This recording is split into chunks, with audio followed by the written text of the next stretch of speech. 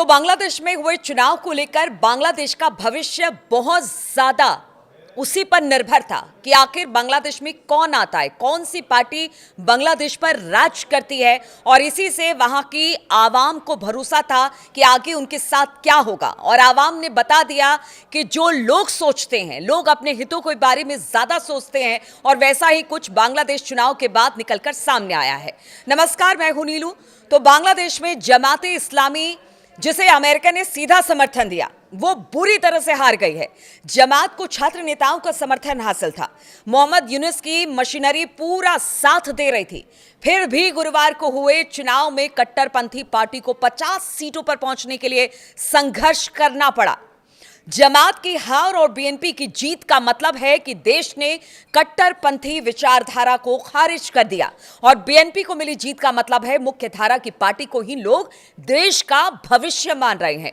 इसका मतलब है कि शेख हसीना के लिए बांग्लादेश में वापसी का रास्ता बचा हुआ है, क्योंकि इस चुनाव पर शेख हसीना की किस्मत दांव पर लगी थी। और आगे जाकर आवामी लीग एक बार फिर से मुख्यधारा में लौट सकती है, जानकार ऐसा बता रहे हैं। जमाते इस्लामी ने अगस्त 2024 में शेख हसीना की सरकार के पतन के बाद खूब हाथ पैर मारे। मोहम्मद यूनुस ने जमात के तमाम बड़े नेताओं को, जिन पर आतंकवादी घटनाओं में शामिल होने के आरोप थे, उन्हें जेल से रिहा कर दिया। अमेरिकी अधिकारियों ने खुलकर जमात के नेताओं से मुलाकात की। मुस्लिम उम्माह ने भी जमात को विदेशों से फंड पहुंचाया। बावजूद इसके जमात हार गई। नितिन गोखले, जो कि जियोपॉलिटिकल एक्सपर्ट हैं और बहुत सारे ऐसे एक्सपर्ट हैं, उन्होंने बांग्लादेश चुनाव को लेकर 5 अहम बातों का जिक्र किया है। बांग्लादेश में बीएनपी की जीत के मायने क्या हैं, यानी अब इसके बाद क्या बांग्लादेश एक बार फिर से सुरक्षित होगा। जिस तरह की मार काट, खून खराबे पीछे हमने देखा कि देखने को बांग्लादेश में मिले हैं, क्या अब उसके बाद बांग्लादेश में शांति आएगी, विकास की बयार बहेगी। तो बीएनपी की जीत के मायने हम आपको बताते हैं। मुख्य धारा की पार्टी में भरोसा, यानी कि आवामी लीग को चुनाव लड़ने की इजाजत नहीं दी गई थी। ऐसे में बांग्लादेश नेशनलिस्ट पार्टी यानी कि बीएनपी ही एकमात्र मुख्यधारा की पार्टी थी। बीएनपी को बम्पर जीत मिलने का मतलब है कि मुख्यधारा की पार्टी पर ही लोगों को भरोसा है, मध्य मार्गी विचारधारा पर ही देश को विश्वास है, यानी बहुत ज्यादा कट्टर भी नहीं होना चाहते हैं लोग। और यही वजह है कि इस तरह से चुनाव के नतीजे सामने आए। बीएनपी को 300 संसदीय सीटों में से 200 से ज्यादा सीटें मिलने की बात सामने आई है। एग्जैक्ट सीटों का आंकड़ा भी आपको बाद में देंगे, लेकिन कहा यह जा रहा है कि 300 के आसपास सीटें या उससे ज्यादा सीटें आएंगी। महिला वोटर्स ने चुपचाप अपना दमखम दिखाया। जो महिला वोटर्स पिछले कुछ दिनों से डरी सहमी हुई थी क्या होगा बांग्लादेश में, क्योंकि सबसे पहले हमने देखा है कि अगर किसी की आजादी छिनती है तो वो महिलाओं की आजादी छिनती है, अगर कट्टरपंथी देश पर शासन करते हैं। तो महिलाओं ने चुपचाप अपना दमखम दिखाया। वोटर्स ने जमात इस्लामी के खिलाफ खुलकर मतदान किया। महिला वोटरों के वोटिंग के हिसाब से लग रहा था कि उन्होंने जमात को सत्ता से दूर रहने के लिए वोट डाला।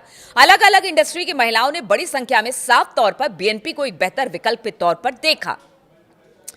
बांग्लादेश चुनाव में पश्चिमी देशों की सरकारों और इंटरनेशनल एनजीओज के ग्रुप काफी ज्यादा एक्टिव थे, लेकिन उनकी तमाम कोशिशों के बावजूद मोहम्मद यूनुस अब बेमतलब हो गए हैं। हालांकि अभी तक पता नहीं चल पाया है कि उनके जुलाई चार्टर्ड रेफरेंडम को कितना समर्थन मिला है। ये तो बाद में जब चीजें निकलेंगी कि कितना समर्थन मिला, कितना नहीं मिला, सीटें किस हिसाब से आई, कहां पर कितना वोट पड़ा, ये सबसे उनका रेफरेंडम पता चल जाएगा कि लोगों ने कितना एक्सेप्ट किया और कितना उसको छोड़ दिया, यानी उसके समर्थन में नहीं आए। लेकिन यूएस यूके गठबंधन ने यूनुस और जमात को जो पूरा समर्थन दिया था, उसका असर कम ही देखने को मिला है। बांग्लादेश की राजनीति में भारत को शुरुआती झटके लगे, लेकिन तारिक रहमान के साथ भारत ने शुरुआती बातचीत की। उनकी मां बेगम खालिदा जिया के निधन के बाद भारतीय विदेश मंत्री एस जयशंकर ढाका गए थे और प्रधानमंत्री मोदी ने भी खालिदा जिया को लेकर ट्वीट किया। ऐसे में दिल्ली के लिए ढाका में अगली सरकार के साथ एक स्थिर संबंध बना सकते हैं, जो कि लग रहा था कि अगर यूनुस आ जाते तो शायद ऐसा मुमकिन नहीं होता। कम से कम साथ काम करने वाला रिश्ता पक्का होगा। बीएनपी ने भी शेख हसीना के दिल्ली में रहने को लेकर नरमी दिखाई है, जिसका मतलब है कि शायद तारिक रहमान शेख हसीना के दिल्ली में रहने को लेकर ज्यादा तूल नहीं देने वाले हैं या देना नहीं चाहते हैं। शेख हसीना की आवामी लीग पार्टी चुनाव से बाहर थी। ऐसे में मुकाबला सीधे सीधे जमात बनाम बीएनपी के बीच था। जमात ने काफी चालाकी से कैंपेन चलाया था और खुद को एक साथ सुथरी पार्टी बताया, लेकिन वो बांग्लादेश के एक बड़े हिस्से को लुभाने में नाकाम रही।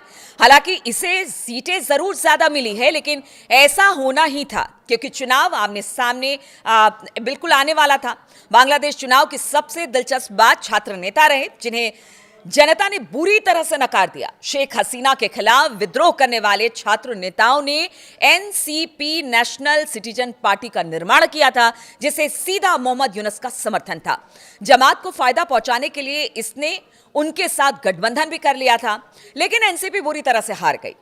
ज्यादातर छात्र नेता चुनाव हार चुके हैं और देखिए, कहा यह जा रहा है कि बीएनपी आने के बाद शेख हसीना जो भारत में इस वक्त है, उनकी वापसी का रास्ता भी खुल जाएगा। भारत के साथ बांग्लादेश के संबंध जो पीछे यूनुस सरकार के समय थे, बहुत ज्यादा खराब थे। हिंदुओं पर लगातार हमले हो रहे थे, अराजकता बांग्लादेश की सड़कों पर थी। शायद अब यह माना जा रहा है कि बीएनपी के आने के बाद अब हालात बांग्लादेश के बेहतर होंगे और ये वहां के आवाम ने बता दिया है बीएनपी को चुनकर।